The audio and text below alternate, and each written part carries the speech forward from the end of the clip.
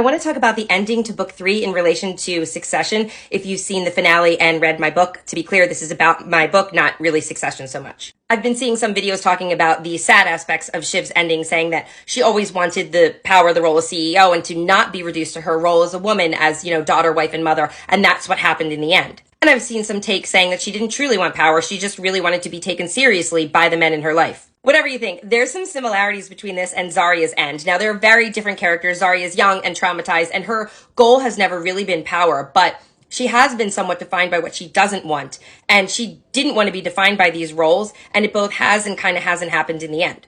It's different, it's messier, because she's been given the opportunity to make the heir with Laslian, and she does like kids, and she does want to sleep with Laslian, but she doesn't want to be defined by this. And she feels really guilty about it as well. Also, keep in mind, her mother had 3 children from 3 different men, and Zarya hasn't really been keen on that. And now here we are at the end of book 2, and people have been saying, Shiv has kind of become her mother, and Zarya in some ways is presented with an opportunity to kind of follow in her mother's footsteps as well, because it would be 2 children from 2 different men. And the last point I want to make, and there's some spoilers for book 4 in this. Again, these situations are extremely different. I'm just highlighting some similarities because I always find it difficult to find stories with similar arcs. I don't have a lot of comps. And my books are a political fantasy and a heroine's journey. But at their heart, they are romances. So Kieran kind of has this combined Greg and Tom opportunity. He is very good friends with Mal Yin, and that gives him a lot of power. And Laslian has an opportunity to become king.